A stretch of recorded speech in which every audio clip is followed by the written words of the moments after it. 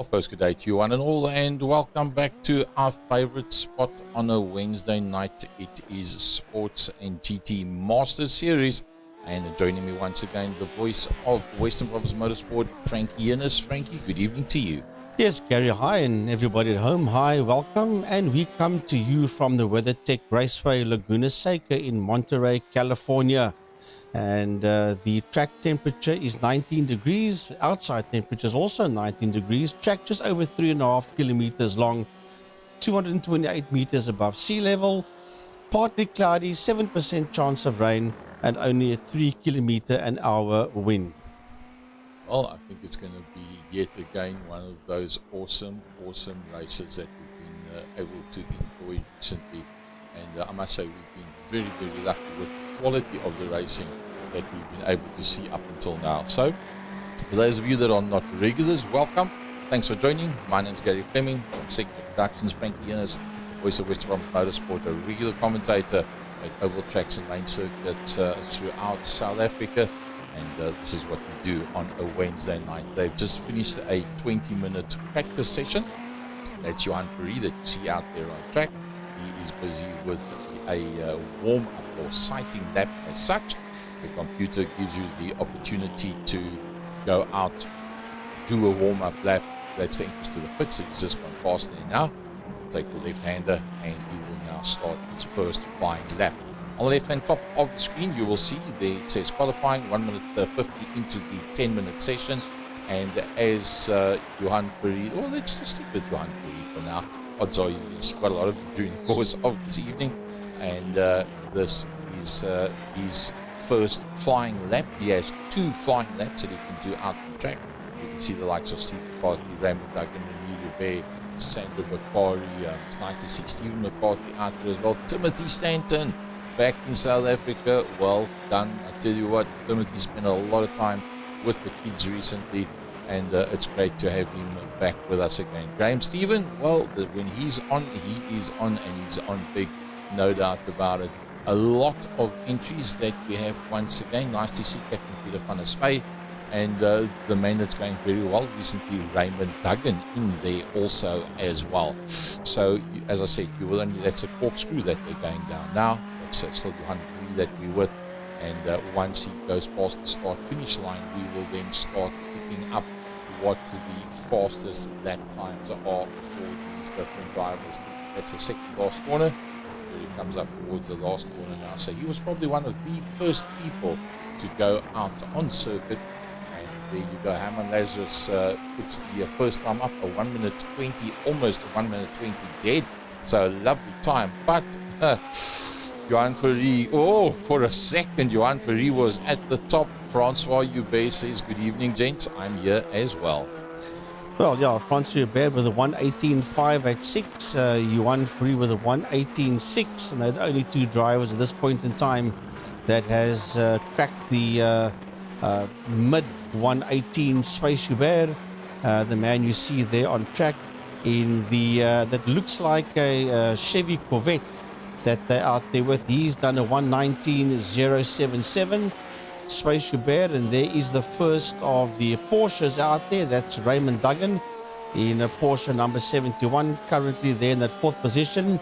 He's done a 19.6, and then rounding off your top 5 so far is the number 4 Porsche of Peter van der Spey with a 1:19.678, so far in provisional 5th position.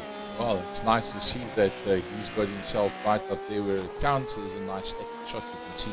That's the entrance to the pits, and look at that pit entry, Frankie. It's a long curve that they've built into that, and it slows it all down. Talking about slow, let's talk about fast. Luke Lucchesi, 1:18.356, and now Francois Hubert beats that with a 1:18.335. So it's game on at the sharp end of the field so far between Francois Hubert and Luke Lucchesi. Sure, this is going to be something else. So Raymond Duggan finds himself so far in that 7th position, and he's got Herman Lazarus. Now Herman's actually done pretty well recently, as always, in his light powder blue cheapercars.co.za out there on the circuit. One of the BMWs, I think that's the M8 BMW if I've got it correct. And there behind him is this man, Renier Hubert. And Renier Hubert, I think he is the only man in a Ford out there, must be the GT40, that he's out on circuit with. So completely different look to anything else. And as we said, in the Ferrari, welcome back in South Africa again, Timothy Stanton. Yeah, he just made his way onto the or through the rail straight, heading now towards the Corkscrew, dipping through the Corkscrew, going down towards turn 10. That is the rainy curve, and then from there, that's turn 9. Sorry, then going into turn 10, and that's turn 10, and then turn 11 is the last corner at Laguna Seca. There's the pit entry on his left-hand side as Timmy Stanton makes his way across the line, and he's in 11th position. Will he better that 11th position, Timothy Stanton? No, he doesn't, but he has done a personal best of a 1:20.137. Well, that's just 1/10 outside of where he really wanted to be. So let's see who's still out there on circuit. Most everybody on the second row of the grid. Space Hubert, one of his best for quite a long time. So the Huberts are in the house. Francois, so far, provisionally, front row of the grid, second row of the grid on the outside. Space Hubert, third row on the inside. Billy Hubert, see, oh, he recovers from that one. That's on the way up towards the Corkscrew. He recovers that one. So I don't believe Space Hubert is going to have a faster time this one. No, you can see there he's backed out of it completely. It's not going to be quicker than what he had before. Renier Hubert on his way back into the pits. Nice to see the likes of Colin Plitt. He's in fact already gone into the pit row. He's done his 2 laps already. Winning another one, Sandro Bakari. And Sandro Bakari, he seems to like his Porsches. He's out there once again in the Porsche. And Sandro's been doing, frankly, pretty well recently. Yeah, Sandro Bakari has been really on song, and I'm looking forward to hopefully seeing him at Killarney International Raceway this coming weekend for the Sports and GT. I'm not too sure if we're going to see him out. They do have the entry list at home, and I don't remember seeing his name on it. Either way, he is one of our Sports and GT races together with Dr. Mike Verrier, as we ride here with Stephen McCarthy. Oh, he's not going to go any. Yeah, he's just done his lap. He's done a 1:23.81, and then Eugene Manouk, currently in that 20th position with a PB. They have a 1:23.968 in the Ferrari. One man that's really been battling out there is Willem Botha. We've seen Willem Botha recently be taking the bottom third of the grid board and the bottom third of the result board, and somehow just doesn't want to work for him. Look, Luke Lucchesi, 1:18.153. Luke Lucchesi, the fastest man out there at the WeatherTech Raceway Laguna Seca. Well, I'll tell you what, it's going to be a rumble in the jungle. The first 5 cars are all in the 1:18s, and all 3 of the Huberts are there. Currently, Francois in second, Swiss in fourth, and Peter in fifth. It's only Luke Lucchesi and Johan Fourie that is not part of that Hubert clan. And then just outside of the top 5 in P6 with a 1:19.244 is Graham Stephen, just ahead there of Captain Peter van der Spey. As you can see, there's virtually no cars out there on circuit at the moment. Peter Hubert, in fact, is just finishing off one last gasp attempt to see if he can move onto the second row of the grid. Well, to do that, he's got to beat the likes of Johan Fourie and or Swiss Hubert. That's not going to be easy whatsoever. So he is one of the last cars still out there, and let's hope for Peter Hubert that he can get it right. As he goes down towards turn 10. Is he going to make it in time? Yes, there's still 28 seconds to go. That's the pit entrance. He'll take that left-hander coming out into the straight. Can Peter Hubert at his best ever grid position to date? I don't believe he's ever been higher up than the 5th position. Nope, doesn't manage to go any quicker. 19.5, so that makes him pretty much the last man that's out there. 5 seconds to go. And that will close off the end of the qualifying session. And then we will have a look at the grid to see exactly who is going to be starting where. And I think this is going to be really a very, very interesting one. The championship, it's tight, it's close. It's Luc Bequizzi that's on the front row of the grid with Francois Hubert. Yeah, Johan Fourie and Space Hubert occupy that second row of the grid. Then it's Peter Hubert and Graham Stephen, Peter van der Spey, Raymond Duggan. Row 5, Davy Hubert and Herman Lazarus. Row 6, Rainier Hubert and Timothy Stanton. Row 7, Robbie Teings and Gerald Mouget. Row 8, Wayne Cabbage and Stephen McCarthy. Row 9, Colin Plitt and Willem Pina. Row 10, Sandra Bakari and Eugene Manouk. And row 11, Willem Botha and Mike Verrier. Oh, interesting stuff. This is going to be good. Now, let me just tell you guys that we've got some new camera work that's been done. Big thanks to Jack Stein, and he's made it possible for us to have that view, and that is a completely different view to anything you've seen before. That is the entrance to turn number 1, and pretty sure, Frankie, you know how competitive these guys get when they go down in towards turn number 1, and we'll have a nice static shot that we can see exactly how that one works. So the pace car is on the track. It's going to be 45 minutes of happiness. That's going to hopefully for everybody happiness out there as the pace car leads off the grid. Luc Bequizzi and Francois Hubert at the front row of the grid. In there behind that, Johan Fourie and Swayze Hubert. Look at that pack that's coming through behind that. Yeah, as they work their way through 45 minutes of action in the iRacing Master Series here at the WeatherTech Raceway Laguna Seca in Monterey, California, as we are about to go green. The green lights are on and away they go. Racing under the bridge into turn 1, into Andretti Hairpin they go now. Working their way towards and now through Andretti Hairpin. There's trouble in that bit back. But it's all about Luc Bequizzi and Johan Fourie. They pop out of turn number 1 out of Andretti curve in P1 and P2.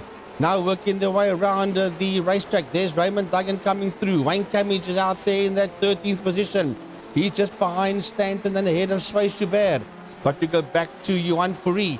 That's sitting there in that second position. He's got Francois Hubert right on his case, followed there by Peter Hubert and Peter van der Spey. He's moved up a position. Graham Stephen has dropped down a position for that matter as they make their way into that left-hander. Now they start climbing slightly up the hill. That is the rail straight that they're on now. From here, they'll dive into that corkscrew. Through the corkscrew they go now. That must be scary, that corkscrew. Now they go into turn 9, heading towards turn 10. Well, turn 9 is actually the rainy curve. Now they're working their way through turn 10 and into turn 11. That is the final corner of the WeatherTech Raceway Laguna Seca circuit. Oh, you see how they're all coming through there, and Laguna Seca, a very well-known circuit, and it's got one hell of a history. Oh, somebody going off track there right at the back. I think that could have been, I'll see if I can pick that one up for you. I think that was maybe Sandra Bakari. Oh, it's Sandra Bakari that's gone into the pit lane.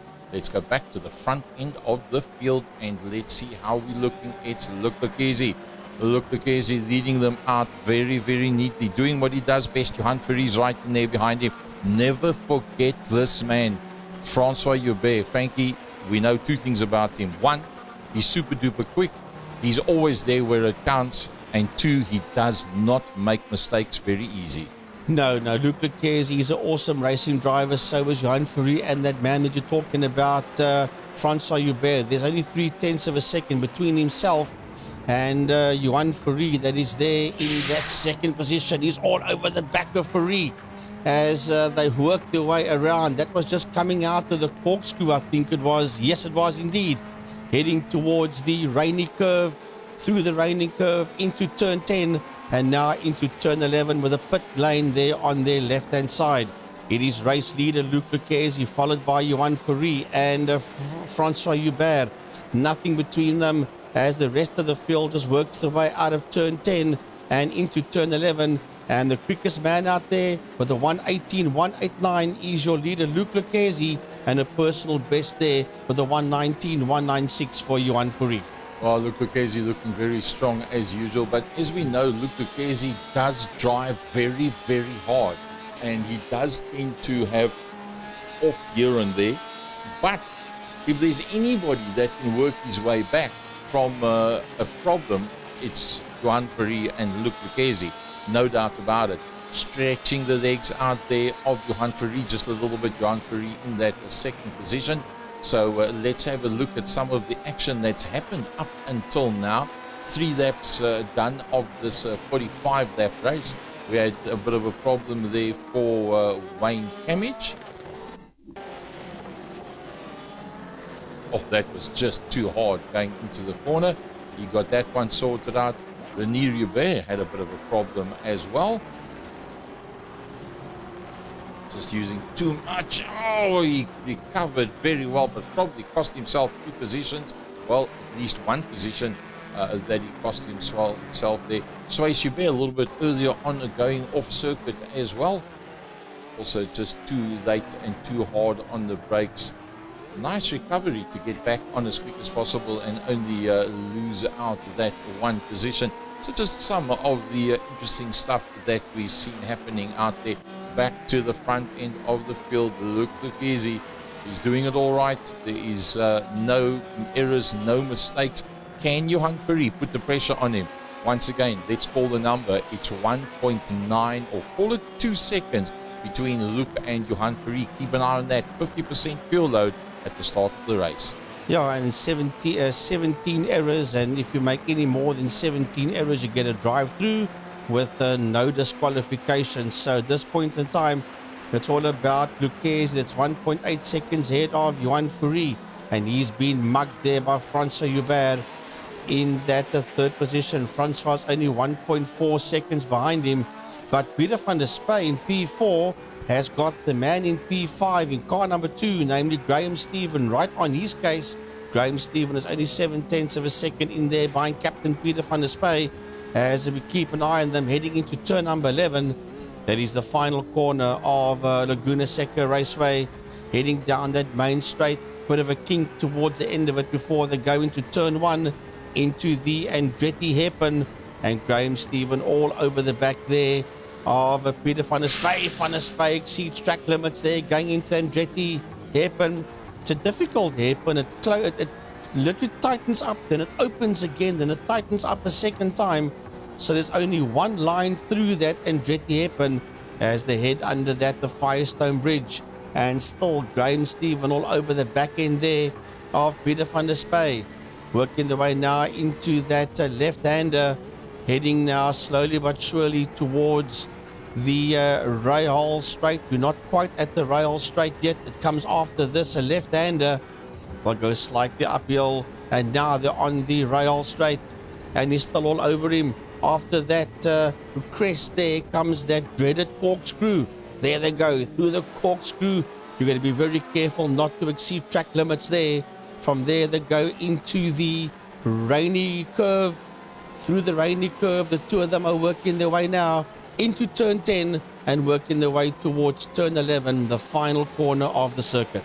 See, Eugene Manuk had a off, and he has gone back into the pits. So unfortunately not working out very well for him whatsoever. Francois Hubert starting to put the pressure now on the back of Johan Ferry, using the curbstones and more. So remember we said keep an eye on that 1.9, let's call it 2 seconds. Well, that 2 seconds between Luc Lucchesi and Johan Ferry has in fact become 2.8. So Luc undoubtedly the fastest out there. Francois Hubert putting the pressure on, but Graham Stevens got himself now to within a second of that man in front of him. Yeah, that's a lovely fight there between Van der Spey and Steven currently for that 4th position. That's the fight we're looking out for there on circuit. As you see, Graham Stephen, the 2 Porsches right there with each other, with the Van der Spey only 0.7 of a second in there ahead of Graham Stephen. And Graham Stephen in that golf-coloured outfit. We're used to seeing him with that golf colours. Graham Stephen sitting there in that 5th position. He's not going to give up this fight at this point in time. Yes, there's a 2.8 second gap between himself and Raymond Duggins. He's in a bit of a safety zone, but he wants that 4th position away from Van der Spey as they make their way into that final corner of the WeatherTech Raceway Laguna Seca. Down the home straight they go. under the Firestone Bridge. There you see the circuit's name just above the head. Through the kink they race into turn 1, and that is the Andretti hairpin. Let's go just a little bit further back and let's have a look at that Willem Water battle. It's the beautiful DuPont colors, and he finds himself behind a massive battle directly in front of him, and that is Pieter Joubert on the back end of the cheapercars.co.za.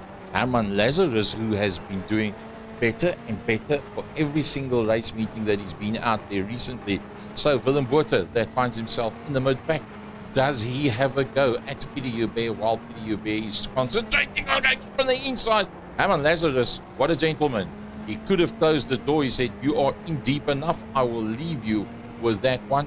And he allowed that to go. So Timothy, I tell you what, Willem Water doing a brilliant job there. Let's have another look at that one. Willem Water making that passing maneuver.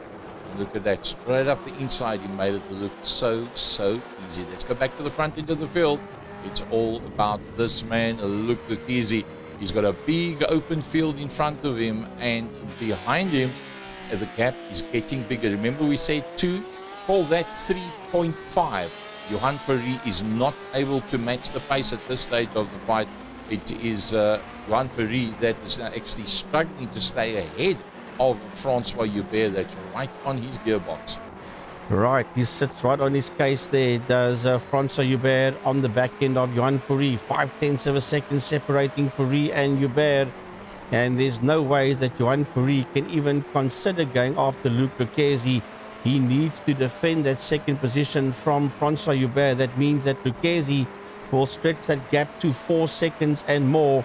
Francois got a comfortable zone between himself and Captain Peter van der Spey in 4th position, who is not in a safety zone because Graham Stephen is all over the back of him as the two of them, Ferry and Joubert, dive down that corkscrew, making their way now towards the Rainy Curve, through the Rainy Curve named after Wayne Rainey, and then into turn 10, and now into turn number 11, the final corner, and there is nothing between Ferry and Joubert. As a matter of fact, I spoke about 4 seconds. Lucchesi's busy making it 4.5 seconds between himself and Johan Ferry. Van der Spey is in trouble. There you see the trouble behind him is called Graham Stephen. 0.5 of a second between Van der Spey and Stephen. And then there's another fight behind them in P6. Pieter Joubert is being mugged there by Willem Botha. And as I so say, Joubert, namely Pieter, has put up a PB there of a 1:19.013, and that is that fight out there for that 6th position. Remember, the two of them got their noses ahead of Herman Lazarus after he made a mistake, and that released Pieter Joubert and Willem Botha. So Herman Lazarus has now got 3.7 second gap in front of him to Willem Botha, but Willem Botha is looking pretty decent at this stage of the fight. Talking about pretty decent, what a beautiful spray job on that motor car in the classic DuPont colors.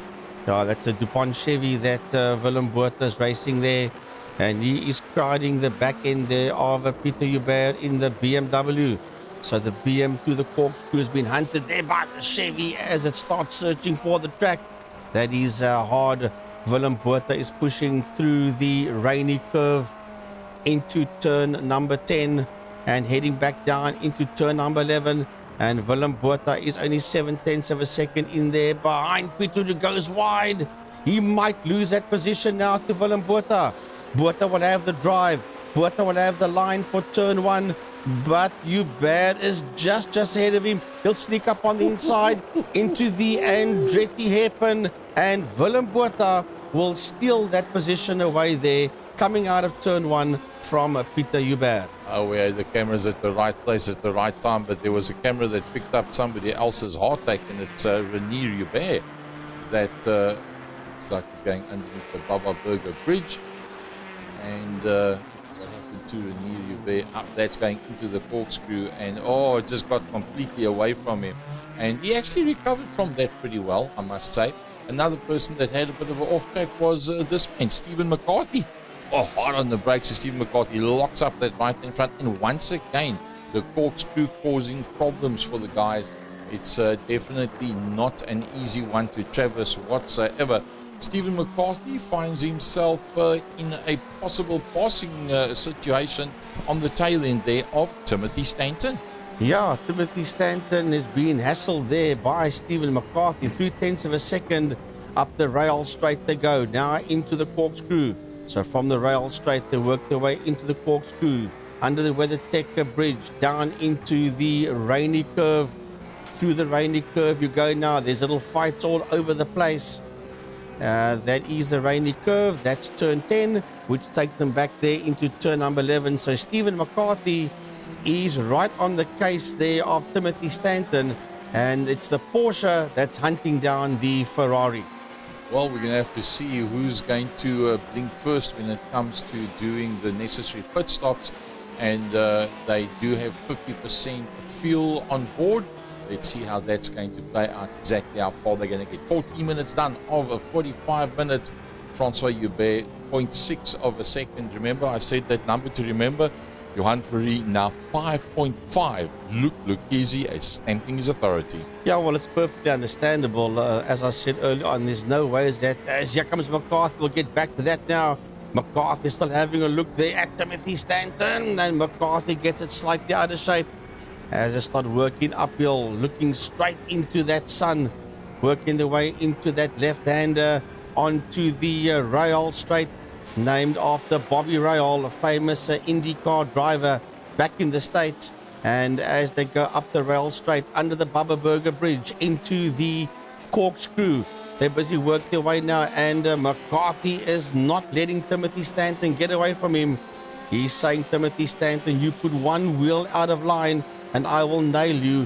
I'm only 7/10 of a second in there behind you as they work their way out of the final corner. Look at that long pit lane on the left-hand side. But now we did see earlier on that the entrance to the pits has got a big, like, it's almost like a half, like you put a 5-rand coin and you ride around it from 6 o'clock up to 12 o'clock.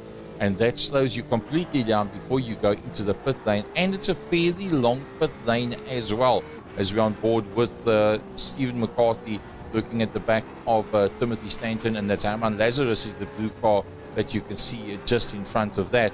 But Mike Verrier, who started off the tail end of the field, is up into the top 10. And I tell you what, if Mike Verrier gets to know a track and he gets comfortable with it, he gets pretty quick. Yeah, well, Mike Verrier is hunting down the 9th position from Raymond Duggan. He's just over a second behind Raymond Duggan that occupies that 9th position. There's the two of them going through the Corkscrew in the same picture. That's a difficult part of Laguna Seca, is that the Corkscrew working their way now through the Rainy Curve into turn 10 and heading down towards the final corner. There's the pit lane on the left-hand side. That's turn 11. Into the left hand of the go. Dr. Mike Verrier in P10, and he's now 1.2 seconds behind Raymond Duggan. And Davy Hubert has slowly sneaked his way up into 8th position, and he's just done a personal best there of a 120 odd. You see somebody else that's dropped down is Herman Lazarus. Let's see what happened to Herman Lazarus in the Blue Mean Machine. That's the last corner before you go up towards the Corkscrew. And the car stops pointing exactly in the opposite direction that you want it to be. Well, he's obviously practiced that one. A lovely little spin around there and get going. But look how many positions he loses. So all that hard work done has cost him so dearly, as he now finds himself a whole heap further back. Mike Verrier has dropped slightly back there from Raymond Duggan. Timothy Stanton finds himself reasonably close to the back end of Herman Lazarus, and that for 11th and 12th position. But he's got another thing he's got to concentrate on. It's called Stephen. Oops, up the inside he goes on Herman Lazarus. They make contact once again, flashing the lights. He's behind you. Doesn't help to flash the lights. The three of them in very close contingency. Yeah, Herman Lazarus is really battling out there, and he's just losing positions after positions, and he's lost 2 positions there to Timothy Stanton and to Stephen McCarthy. There you see McCarthy all over the back of Stanton.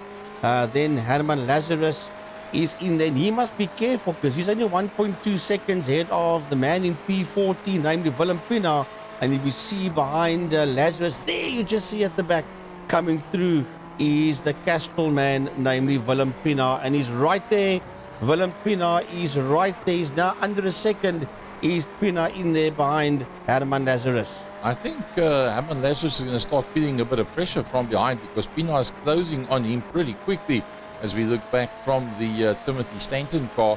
But that gap up front is getting pretty tight again. Let's go back to the front end of the field.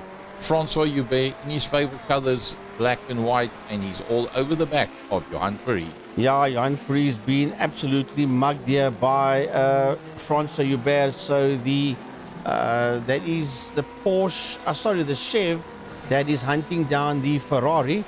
Johan Fourie in the Ferrari and Francois Joubert in the Chev Corvette as they go into that right-hander. But have a look-see now, starting to climb up the hill. When you start seeing that hill, they make their way under that Firestone Bridge, heading now into that left-hander.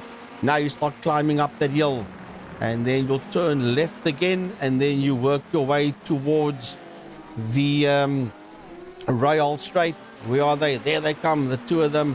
Through the Rail Straight they go now, into that Corkscrew. Yeah, you got to keep your wits. You really got to keep your wits in this Corkscrew. And Francois Joubert still only 0.4 of a second in there behind Fourie as they make their way into the Wayne Rainey curve. You almost get the impression, Frankie, that Francois Joubert is actually quicker than Johan Fourie, and should he be able to get past Johan Fourie, which is not something you do very easily, he might actually be closer to the pace of Luc Lucchese that's blowing away at the front end of the field. So I think Johan Fourie is very, very much under pressure right now. Yes, he is about 0.04 of a second, slightly quicker than what Johan Fourie is, and that really is not much. Here comes the DuPont Chevy of Willem Botha, 0.2 of a second behind the Porsche of Peter van der Spey, and that Chev is all over the back of the Porsche as they make their way out. I think, is that Timothy Stanton that they're getting past? Timothy Stanton, yes, he's gone all the way down to 20th position. He was in the pit lane. So Timothy Stanton, okay, he was in the pit lane. Thanks for picking that one up, Gary. I never saw that he was there, so that will explain that one.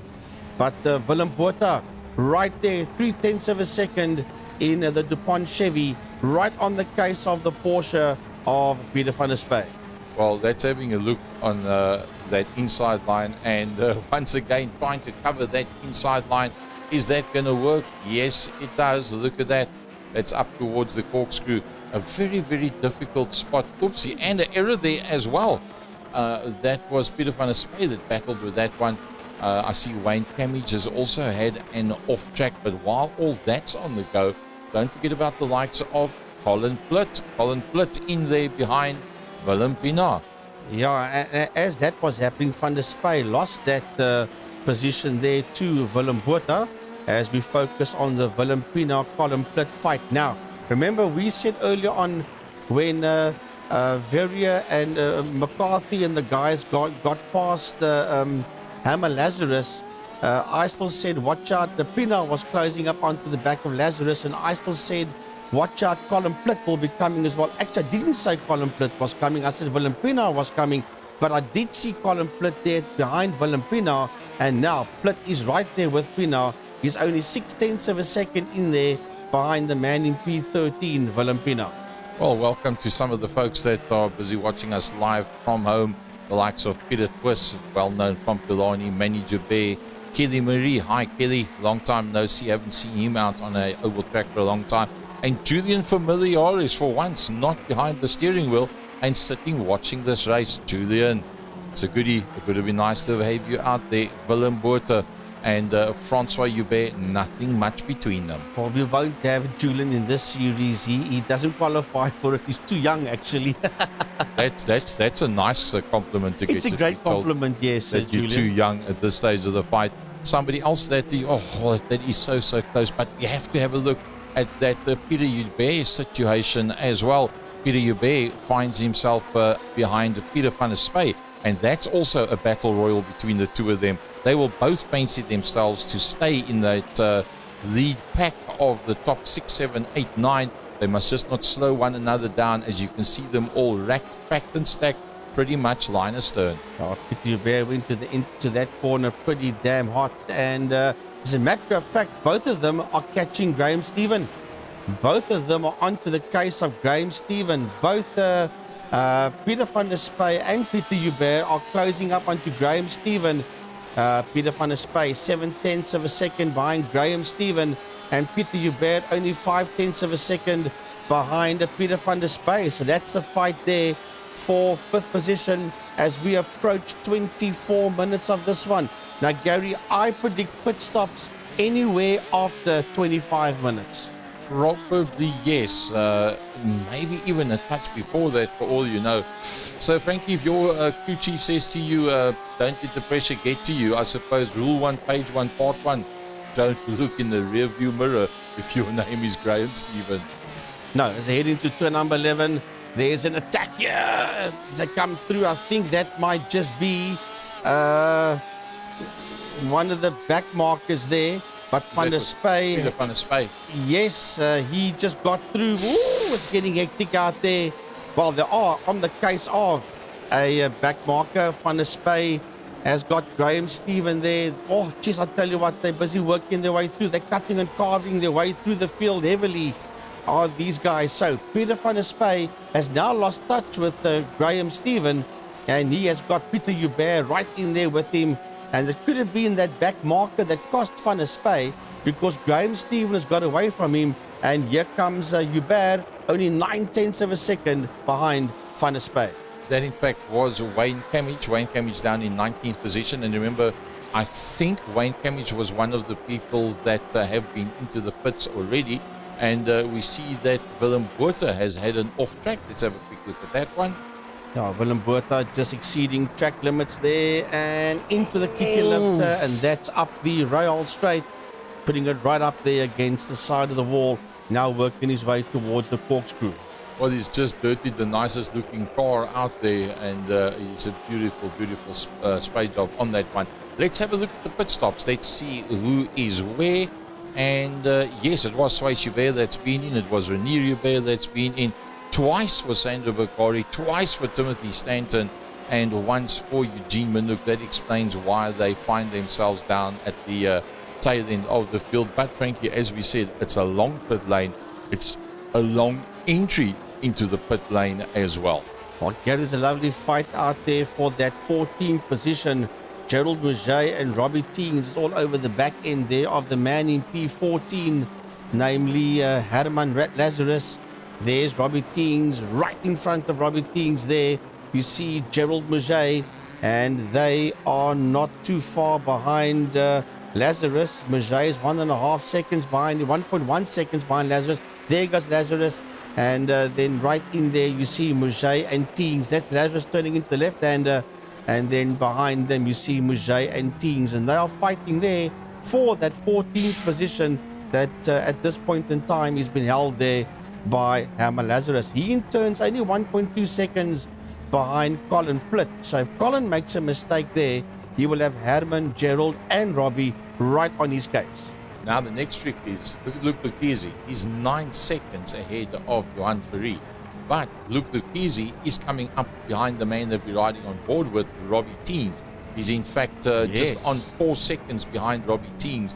So in the not too distant future, Luke Lucchese is going to come up onto Robbie, Gerald and Herman that are pretty evenly matched. If you think down 3, down 1, down 4, they're all pretty much in the same kind of scenario. Is that going to be the key for going in for the stop before you get to that group of cars? That could just be where Luke Lucchese does the dive for the pits. And you've done more than 25 minutes. As a matter of fact, it's 27 minutes and 30 seconds. He's not going to go into the pit lane. He goes through now. Luke Lucchese is only, well, he's 9 seconds behind Robbie Teens. As a matter of fact, he's right there with Robbie Teens and them, and that is that fight there for 14th position that he will catch up to is Luke Lucchese. There is Willem Botha, and Willem Botha is, well, he's 22 seconds behind Francois Hubert, and he's 3.8 seconds ahead of Peter van der Spey. So he's in a safety zone at this point in time. Is Willem Botha, as we go back to the man sitting out there in P1, Luke Lucchesi, 9.1 seconds ahead there of second place man Johan Fourie. Lucchesi in the Marlboro coloured Porsche, Johan Fourie in the Mike Fourie and Sons racing Ferrari. So there goes Graham Stephen making his way just through the rail straight. That's a replay of him getting it all wrong there and almost taking out Peter van der Spey as he rejoins there towards the bottom end of the Corkscrew. Timothy Stanton's also had a little bit of, once again, the Corkscrew, the guys just breaking a little bit too late and costing them pretty dearly. But have a look at this one. I think that it's going to probably be Luke Lucchesi, if I've got it correct, that has gone into the pit lane. Let's see if it is. Yes, he has. Luke Lucchesi is in. Johan Fourie is in. Where is Francois Joubert? There's Francois Joubert, and he goes right past him. So Francois Joubert goes to the front end of the field. Willem Botha is the next man. There he's coming through the second last corner. If he's going to go into the pits, it's going to be now. Yes, he does. Willem Botha is going into the pits. The next one coming through is going to be Peter van der Spey. Peter van der Spey decides he's going through. Where is Joubert? In the pit lane. Is in, and he brings with him, I think that Graham is Stephen. Graham Stephen. Yep, Graham Stephen goes in as well. So the man that decided to stay out, Francois Joubert, in his customary black and white colors, Graham Stephen leads them out. The next man behind him that is still to go into the pits is in fact Peter van der Spey, which means Luke Lucchesi now back out on circuit. Oh, Peter Joubert has gone into the pits as well. Graham Stephen is there in the pits. Willem Botha is in the pits, and there he is on his way out. So everybody pretty much doing their dive into the pits. It's all going to be eyes on this man now. It's Francois Joubert. Is he going to go into the pits this time around? Yes, he does. That means that the next man to come through is going to be Luke Lucchesi. And Luke's going to go and get past Gerald Maget as Gerald makes a mistake going through the Corkscrew. Here comes Luke Lucchesi. Can he recover ahead of Francois Joubert? Francois Joubert is in the pit lane right now. Luke Lucchesi is, he's still running down towards his spot. And he hasn't, there he stops now. Where's Luke Lucchesi? There Luke Lucchesi comes out into the straight. And I think that Luke Lucchesi, there's the man that he wants to get past, and he goes past Francois Joubert. Luke Lucchesi goes into the lead. The other man that hadn't been in, there he goes in now. That is Peter van der Spey that's gone into the pit lane. Yeah, and I see that the Davi Joubert is also making his way into the pit lane, and so was Raymond Duggan. So these guys are busy making their way into the pits.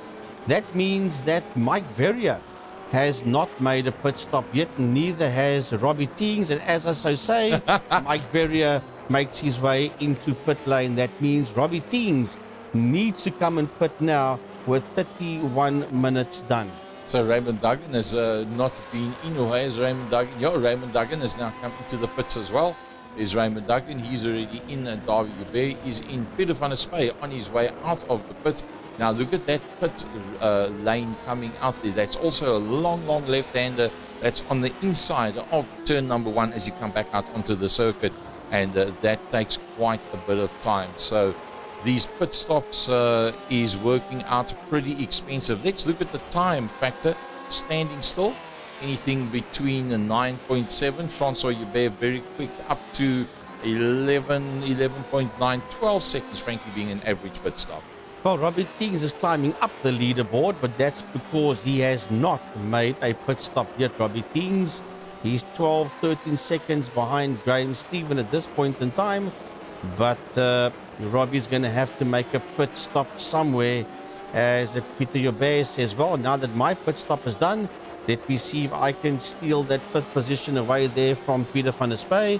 And that's the two of them you see in your screen now, making their way around towards turn 11, the final corner. He under braking his sails right in there behind Peter van der Spey. Does Peter Joubert. Now down the main straight they go. There's those grids. Start finish line there as they go under the WeatherTech Raceway Laguna Seca bridge. He is 0.3 of a second behind Peter van der Spey. Into turn 1 they go. It's a funny little hairpin, that one. the Andretti hairpin with the pit exit there on their left-hand side as they start working their way, and Robbie Teens has eventually hit the pit lane. Up, he eventually goes into the pit, and that puts him in a situation where he's going to drop quite a long way down because everybody else around him has already been into the pits. Robbie Teens, the comeback kid as we know him, met him not that long ago face to face at Killarney. He walked up to me in the pit lane, in fact with the SA Endurance Series, and he said, "Hi, how's it going?" So I said, "No, fine, lekker." He says, "You don't know who I am?" So I said, "To be very honest, no, I don't." He says, "Remember that guy called the comeback kid?" I said, "Rob, this is you." He says, "This is me, bud." And I had a lovely chat with Robbie Teens in the pit lane. It was fantastic to meet him face to face at that stage of the fight. Peter van der Spey wants to get into the top 5. Yeah, so as we watch Peter van der Spey busy making his way around, he is in turn is catching up to Peter Hubert. So Graham Stephen only 1.1 seconds behind Peter van der Spey, who in turn is 7/10 of a second there behind Peter Hubert, and Peter Hubert a lot quicker than what Peter van der Spey is, and Graham Stephen as well. He's done a 1:19, so that 1.1 seconds will definitely close and get smaller when he gets onto the back end there of van der Spey. But van der Spey has got some serious missile lock here on Peter Hubert. In turn, Francois Hubert is ahead there of Johan Fourie. And Fourie is launching a comeback there on Francois Hubert. He wants his second place back. He's looking very, very ominous at this stage of the fight. I think he's realized that he mustn't worry too much about Luke Lukisi. He's not really going to be able to go one-on-one with Luke Lukisi. But having dropped down now out of the top 3, out of the top 2, that is not where he wants to be. And they in fact coming up behind Willem Pina. Yeah, they're going to catch Willem Pina. As a matter of fact, I just saw that last lap there, and Johan Fourie was quicker than what Francois Hubert was on that last lap. As you can visually see it, he's going to have a go somewhere. Surely he's going to have a lunge somewhere. He's on the racing line for the left-hander. He must dive through on the inside. It's going to be hard. He'll try and run him wide, which he does. That is how the experienced racing drivers do it. This is my racetrack. You can have the curbstone on the left-hand side. He runs him wide once again, and that's perfectly legal. Nothing wrong with that. Flashing his lights there at Pina, saying, "Pina, get out of my way," as they go through. And my word. Oh, my word. It was Willem Pina. It was not Robbie Teens. It was Willem Pina. And Willem Pina has just cost Johan Fourie. Well, let's see what happens. Does he end up going into pits? Does that car still handle all right? It doesn't look like the knocks were too hard, but it was both. Oh no, Johan Fourie is coming into the pits. It's not good. It's not good. Can you believe it? Oh, he almost took the wall out as he came in there. Now, how long is it going to take him to be able to sort this one out? Remember, Willem Botha was 18 seconds back from him. Let's see if we can pick up exactly where is Willem Botha. Will he get out ahead of Willem Botha? If Willem Botha comes out into the front straight, that means Willem Botha is going to be able to get past him, and Willem Botha is going to take over that position from Johan Fourie. There he goes. The next one's going to be Peter Hubert. There Peter Hubert comes through as well, so Johan Fourie is going to have to get that car out of the pits kind of quickly. He's out already. He's out of the pits. He's a bit of a short route to get out there, so it's often, frankly, that you see if Johan Fourie does get a knock and he feels straight away this car is not 100%. He's one of those guys that tends to rather sacrifice the time, go into the pits, get it right, and then rely on your abilities to be able to make your way back up towards the front end of the field. Graham Stephen on the back of Peter van der Spey. Yeah, he's right in the case there of Peter van der Spey. I was going to just say that Willem Botha is going to have to make a move there on Wayne Cabbage as you went to that other camera shot, and that is the one that we're looking at now, and that is Graham Stephen as van der Spey made a mistake there, and he was very slow coming out that left-hander going onto the rail straight, and relinquishes that position there, the 6th position, to Graham Stephen, and Graham Stephen moves up to 6th. Van der Spey drops down to P7, and as they work their way through that Corkscrew, and there you can see Van der Spy put a couple of wheels on the dirt, and that will automatically slow you right down. Wow, I tell you what, that's taken the opportunity when it comes. Gerald Maget has had a little bit of a off track, and our favorite spot, the only man in a Ford out there, turns it right around. It's a very low, sleek, wide-looking motor car that is Gerald Maget. And Timothy Stanton. Timothy was doing so well. Timothy's had a problem as well. That's the pit entrance. That's the last corner.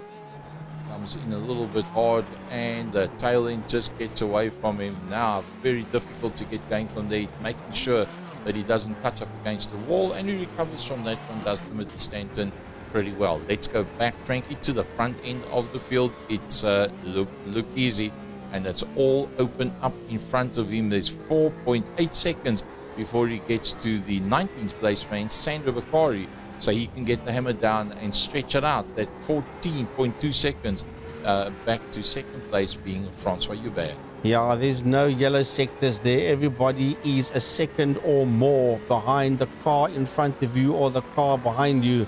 With Francois Hubert 14.3 seconds behind Luc Lucchesi as we approach the 5-minute mark. Willem Botha in P3, just done a 1:19.051. Johan Fourie in P4, 1:20.403. That's not what Johan Fourie wants. He was slower than Willem Botha on that last lap, and he's 3.6 seconds in there behind Botha is Fourie. Here comes Peter Hubert. He is in a lonely 5th position. Graham Stephen is in the lonely 6th position. Although Peter van der Spy is only 1.2 seconds behind him. Van der Spy there in that 7th place. If he ups it up a bit, Captain Pete, he can get onto that back wing there of the Stephen Porsche. Well, that front 7, Frankie, they pretty much in a class of their own at this stage of the fight, because it's 20 seconds back to the next man, that being David Joubert. He's had a bit of unhappiness early on as David Joubert, and that's taken him out of that initial fight that he found himself right up front, and he's got a reasonable gap on Raymond Duggan. Raymond Duggan once again in the top 10. Well done, Raymond, getting to where the points are available, and he's going to start becoming a top 5, top 6 championship contender in the not too distant future. Yeah, David Hubert working his way through the Corkscrew, just came out of the rail straight now as he heads towards the rainy curve. They're talking about that man, Raymond Duggan. He sits there in a lonely 9th position. He's 3.2 seconds behind David Hubert and 4.6 seconds ahead of Dr. Mike Verrier. That rounds off the top 10, does the Dr. Mike Verrier, as we keep an eye on Duggan going down the main straight under the WeatherTech Raceway Laguna Seca Bridge, heading into turn 1, which is the Andretti hairpin, and there is the man in 10th position, Mike Verrier, 4.7 seconds behind Duggan, and Mike has done a 1:20.552. That was Mike Verrier's last lap.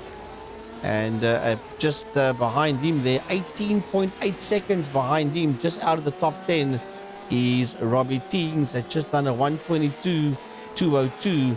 As we still have a look at that lovely, lovely Porsche there of Mike Verrier in the Rico Barlow Racing and A-Call 24/7 outfit, busy making his way around. But Luke was coming up behind him. It's Luke Lucchesi. Luke Lucchesi coming up behind Mike Verrier. That means that he's on his way to lap everybody up to and including 10th position. Let's just sit back and watch exactly how he goes about his trade. There you see on board with Luke Lucchesi, it's Mike Verrier directly in front of him. Mike Verrier in a 10th position, and knowing Mike won't hold him up whatsoever. I don't think he'll give it away very easily, but he makes sure that he makes no impact on that lead car, loses very little time himself, and he lets Luke Lucchesi on his way from there. Another battle that's still reasonably close is Peter Hubert. Peter Hubert not that far off the tail end of that man in front of him, Johan Fourie. Can he close on Johan, or with Johan having been into the pits with his car being fixed, will Johan Ferry be able to close down to Willem Botha? Now, Frankie, the next question is, we're already on 43 minutes. Is there enough time for Johan Ferry to get any further forward? No, I think he's going to be outside of the top 3 this time around. Yeah, that little situation early on between himself and Willem Pina, that's what cost Johan dearly, with him having to dive into the pit lane. That has cost him at least a 3rd position. He is slower on the last lap than what Botha was. In any case, there is Gerald Maget in the Gulf Ford GT40, busy working his way around. That's a replay of him getting the tail end, stepping out. Is that your word for the day, GT40. Working his way around? No, that's more than one word. Well, that's actually as he turns it around. But the time is just about up. There's literally 1 minute and 5 seconds to go, and then it's going to be all over while the shouting. And I think Peter Hubert, where he finds himself now, he's not going to be able to close up onto the back of Johan Ferry. Let's honor the man up front. Look, is he in the Marlboro Porsche? He's done it all right. He qualified on the front of the grid. He's just up, dusted, and disappeared, doing what he does best. And he's lapped everybody up to, including 10th position, which is Dr. Mike Perrier, who's actually himself done very, very well, coming off the tail end of the field once again. Right, this will be the final lap for Luke Lucchesi with 44 minutes and 40 seconds done. There's 20 seconds to go. This should be his last lap as he makes his way around Laguna Seca. There's 10 more seconds to go. That was through the rail straight, and now making his way through the corkscrew. Luke Lucchesi will be heading towards the checkered flag. Luke Lucchesi is going to get that checkered flag. There he goes into turn 10, heading towards turn 11. The time is up, the checkered flag is out, and the Marlboro Porsche of Luke Lucchesi comes home in P1. Oh, brilliant drive. He'll be super duper chuffed with that. Francois Hubert, the next man through, as always, in a top point scoring position. Yeah, 15 seconds behind Luke Lucchesi is Francois Hubert. He will finish in a comfortable 2nd position, and 22.1 seconds behind him is the DuPont Chevy Camaro of Willem Botha. That will finish there in that 3rd position. He's making his way now towards turn 11 and heading towards the checkered flag. And in the background, you saw Johan Ferry. There's Johan coming out of turn number 11 now. And Johan Ferry will finish in P4, 4.8 seconds behind Willem Botha. And then Peter Hubert will round off the top 5, 4.7 seconds behind Johan Ferry. Next man coming through will be Graham Stephen. And I think he'll be fairly happy with that one. Peter van der Spey flashes the lights and swerves it across the track as David Jabet going through the last 2 corners. And he will be, I suppose he'll be happy with a top 10. But Raymond Duggan keeping him honest all the way to the line. And Raymond Duggan will finish in 9th position, 0.4 of a second behind David Hubert. And they will be the only 9 cars on the lead lap. Wow, that was utterly amazing stuff. Well, better than that, it doesn't get. That's everything we hoped for, wished for, and more. The WeatherTech Raceway Laguna Seca.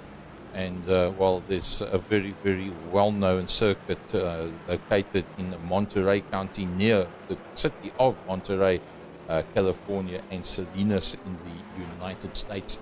Let's have a look at the final results as they came across the line. As soon as the computer puts that together for us, we will bring you that information. Results. Well, you can still see the cars there from the blimp making their way into the pit lane on the middle right-hand side of your screen. Those are still the cars out there busy heading into the pit lane. A lovely panoramic view of the WeatherTech Raceway Laguna Seca in Monterey in California, USA. Luke Lucchesi, Francois Hubert, and Willem Botha, those three drivers will occupy the first three steps of the podium. They will be proud to tell their friends tomorrow they beat the likes of Jan Farid Priube and the Graham Stephen. Peter van der Spey outside of the top five, but he's always there and thereabouts. He's had a couple of unlucky incidents, in fact, a spree of unlucky incidents where he's been taken out, and I think he'll be pretty happy with this one. David Joubert, Raymond Duggan in the top 10. Mike Berrier, it rounds out the top 10, and that from the back of the field, starting in 18th position originally. Well, if I had to choose a driver of the day, it would be either between Peter van der Spey and David Joubert. It's one of the best drives I've seen Peter do in a long time. He is a top 10 contender, but I saw him more fighty, if I can use that word, to want to get into a higher position, and that's what I like to see from a driver, and that's what Peter van der Spey has done. He himself, of course, a seasoned driver at Killarney International Raceway. So yeah, my driver of the day would go to Peter van der Spey. Oh, I think I agree with you there. The comeback kid, Robbie King's just outside of the top 10 from Swayze Bay. Stephen McCarthy, looking forward to getting Sean McCarthy back out there again. Hamran Lazarus, he was a bit unlucky with that cheapercars.co.za incident that he had. Colin Plitt from Willem Pinaar, Sandro Bakari, a very, very unlucky one for him with Gerald Crochet bringing up the tail end of the field. A brilliant race. Sportgen GT Master Series round number 8 of the 2022 season, coming to you from the WeatherTech Raceway in Laguna Seca. Frankie Yennis, thank you very much for joining us on the Second Gear Productions live stream this evening. Closing word from your side.